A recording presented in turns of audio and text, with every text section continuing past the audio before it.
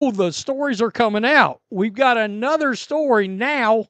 I just did a video about Dijonai and Alyssa Smith that came from that book. I was going to release that video first. It's going to be the next video that comes out. I decided I'm going to release this one first because I think it's slightly juicier. We know Dewanna Bonner still doesn't have another job right now. She wanted to go to the Phoenix Mercury, conveniently where her girlfriend plays or wife or whatever it is. Welcome to another episode examining the unfiltered reality of professional athletics. The spotlight illuminates a developing situation that raises questions about whether Dewanna Bonner anticipated controversy brewing, potentially contributing to tensions within the Indiana Fever organization. Could this emerging narrative explain Bonner's departure from the franchise? Recent revelations from Christine Brennan's upcoming publication have surfaced, creating significant buzz. Brennan, the reporter who posed challenging inquiries to Dijonai Carrington regarding the infamous eye contact incident, faced backlash from the WNBA Players Association calling for her termination. Her book release promises explosive details, with multiple shocking accounts already emerging. A previous segment covered DJ and Alyssa Smith's story from the same publication, though this particular revelation appears even more sensational. Today, I tweeted out this earlier. I'm like, I'm so glad Dijonai has nothing to do with the Fever anymore. And I'm glad Alyssa Smith's not on the team. First of all, I don't think she's very good. And second of all, the Dijonai drama was just annoying. The Dijonai drama was so annoying last year. Because let's be real. Like, Alyssa Smith was not good enough for that type of drama to be taking over a team. And like, wait, she's actually starting. Hey, she's got 4 points today. She's got Bonner remains unemployed currently, having expressed interest in joining Phoenix Mercury, coincidentally where her romantic partner competes.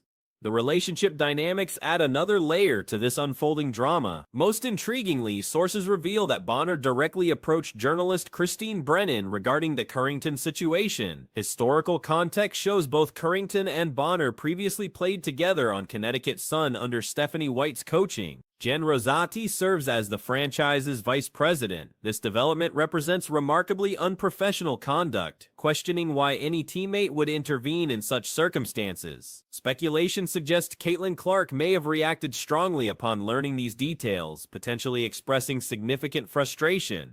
Conveniently where her girlfriend plays or wife or whatever it is she is. I don't know. I'm not up on their terminology that they're using. But this is very interesting because we have now found out Dewanna Bonner confronted Christine Brennan, the journalist, over Dijonai Carrington. You remember they played on the Sun last year together. Dijonai Carrington. The journalist's professional questioning apparently motivated Bonner's confrontational response, creating an extraordinary situation that defies conventional expectations. Following just 9 appearances this season, Bonner parted ways with Indiana Fever. The 2-time championship winner joined the organization during the previous offseason as a free agent, but witnessed declining playing time and exclusive bench assignments before distancing herself from the team. While some characterize her departure as quitting, others frame it differently. The Fever organization subsequently released her, with Bonner stating simply that the arrangement proved incompatible. She's got 4 points today. Fair play to her. Fair play to her. She's got 4 points today. But, yeah, like, we saw this. According to Christine Brennan, Carrington basically pulled up on a bunch of journalists saying, "Why are you talking shit about Alyssa?" Loudly blurted out. You're saying, yelling at her, you're saying she's a bad teammate. And first of all, if this is true, this controversy stems from an incident involving Bonner's former Connecticut Sun teammates and the Indiana Fever during competition. Dijonai Carrington, currently with Dallas Wings, made contact with Clark's eye using her fingertip while attempting to deflect a pass. Post-game questioning by Christine Brennan, author of On Her Game, Caitlin Clark and a Revolution in Women's Sports, proved contentious. Brennan inquired whether Carrington deliberately targeted Clark's eye, requesting explanation of the play's circumstances. You remember they played on the Sun last year together. Dijonai Carrington played for Stephanie White. And Dewanna Bonner played for Stephanie White, Connecticut's son. Jen Rossotti's the vice president up there of the Connecticut Sun. And of course, this is wild. The most unprofessional thing you could possibly think of. Why would a teammate even interject in this? Well, she did.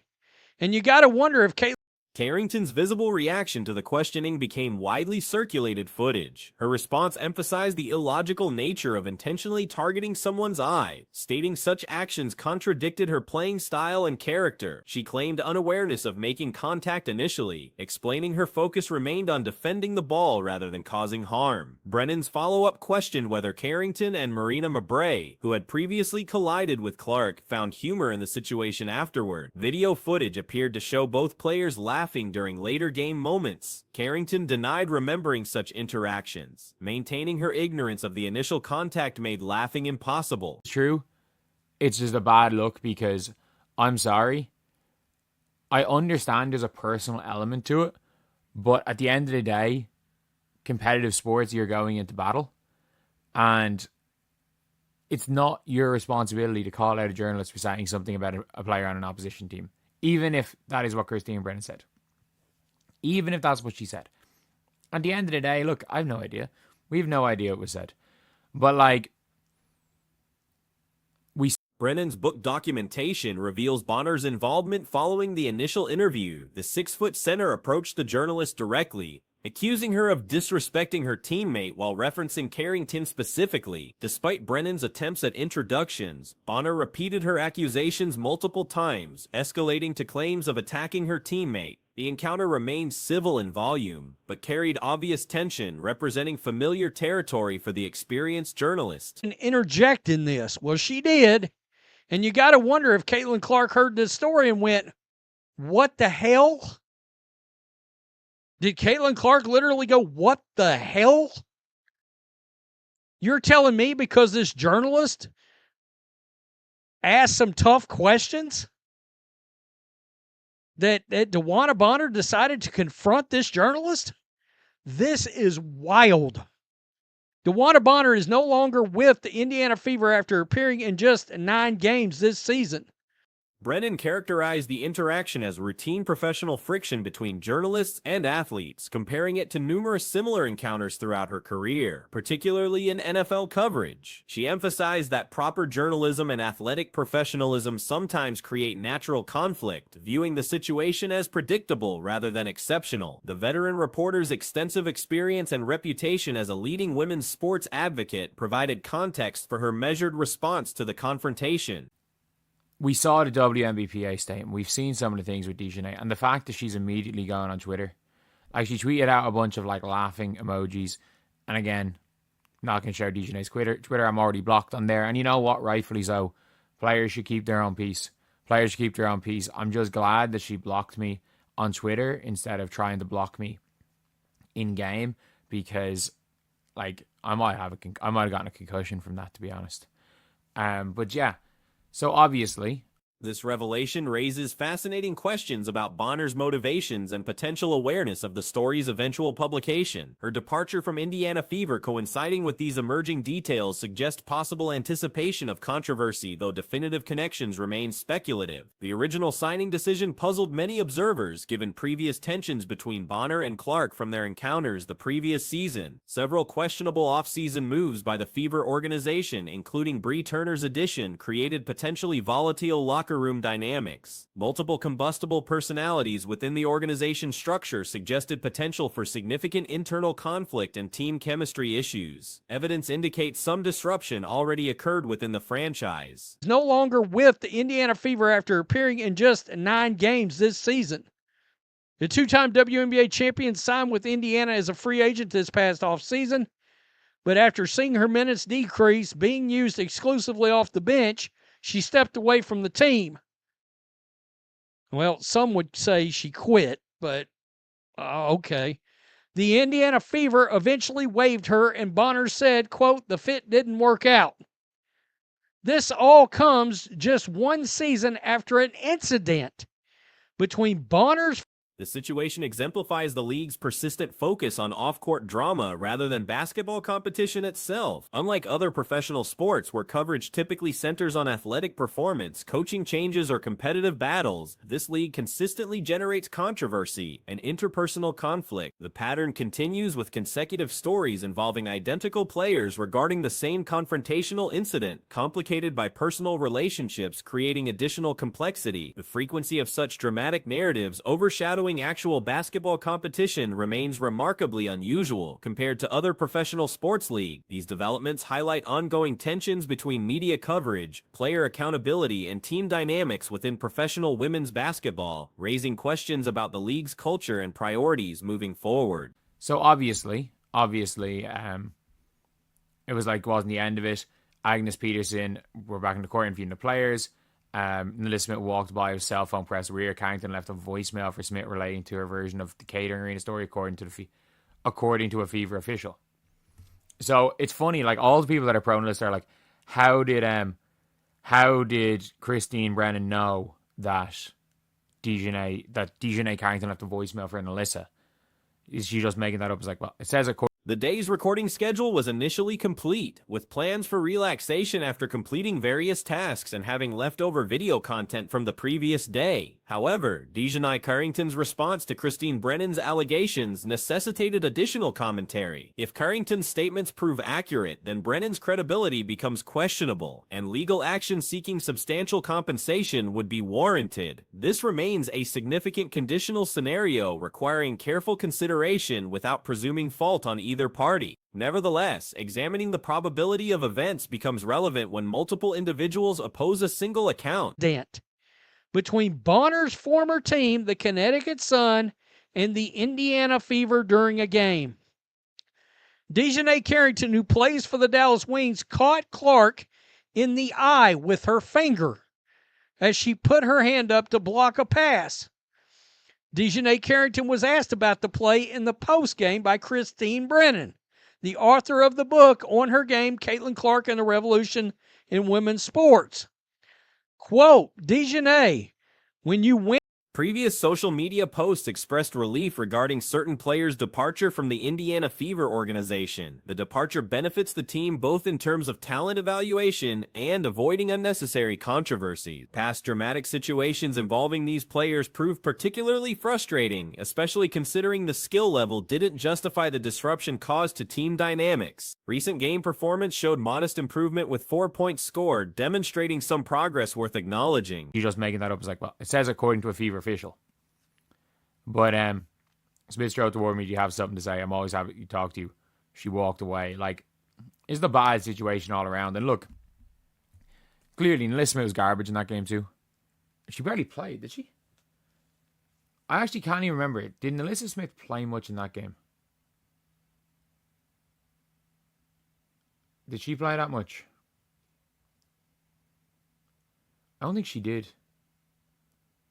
According to Brennan's account, Carrington allegedly confronted multiple journalists, questioning their coverage of Nilissa Smith while raising her voice about characterizations of Smith as a problematic teammate. If accurate, this behavior represents poor judgment despite understandable personal connections. Professional sports create battlefield-like competitive environments where defending opposing team members from media criticism falls outside appropriate boundaries, regardless of the specific statements made. The exact nature of exchanges remains unclear, though the WNBA issued statements while Carrington responded on social media with laughing emojis. Professional athletes maintaining personal boundaries through social media blocking represents appropriate conflict management, preferable to physical confrontations that could result in injuries.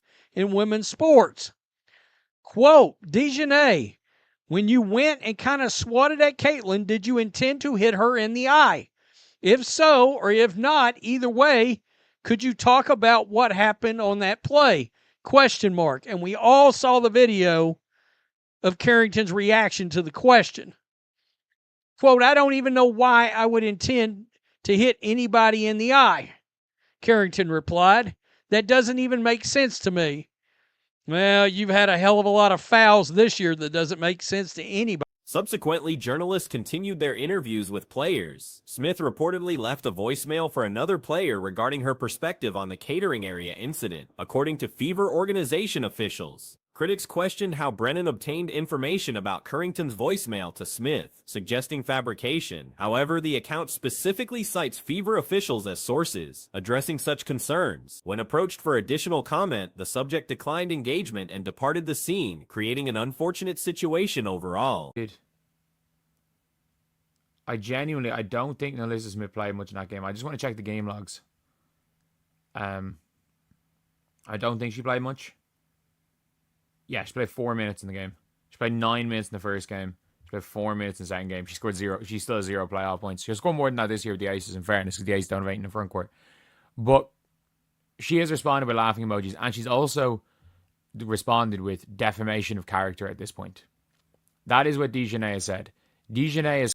Smith's game performance proved disappointing, with minimal playing time raising questions about her actual participation level. Statistical review revealed extremely limited court time, 4 minutes in the second game compared to 9 minutes in the first game, scoring 0 points while maintaining 0 playoff points total. Future performance with the Las Vegas Aces may improve due to different front court depth. Though current statistics remain concerning, Carrington's response included both laughing emojis and allegations of character defamation. She directly accused Brennan of defamatory statements, prompting widespread advice across political perspectives, encouraging legal action rather than social media responses. Makes sense to anybody with any sense. That doesn't make any sense to me, but no, I didn't. I didn't know I actually hit her, or I hit her, actually. I was trying to make a play on the ball, and I guess I followed through, and I hit her. So obviously it's never intentional. That's not even like the type of player I am. Brendan followed up, quote, "Did you and Marina Mayberry, who, by the way..." The situation presents challenging circumstances for proving defamation in a 3-against-1 scenario. Brennan's motivation to sell her book creates reasonable suspicion regarding potential story exaggeration, as most authors enhance narratives for commercial purposes. The distinction lies in determining exaggeration extent. Alleged yelling might have simply involved questioning teammate characterizations, while descriptions of empty catering areas seem conveniently isolated. References to appearing between curtains and surprise encounters suggest multiple witnesses should have overheard such interactions. What Dijonai has said. Dijonai has come out and said that Christine Brennan has defamed her. And if true, I actually, and it's the funniest thing, is every single response, it doesn't matter what side of the aisle you're on, whether you believe Dijonai is guilty or innocent, or whether she did this or didn't do this, everyone is saying, go try sue Christine Brennan. Like, don't tweet about it, sue her. Because let's be real. Events could represent exaggerated sequences, but if no confrontation occurred, legal consultation becomes appropriate. Historical patterns, including various incidents, social media conflicts, and rescinded flagrant fouls, create a record of truth-stretching behavior at minimum. This history allows for different interpretations, supporting either Brennan's account or opposing it while defending Carrington. Brennan published her book content, and if completely fabricated, successful legal representation should be obtainable, possibly from sympathetic attorneys offering reduced rates.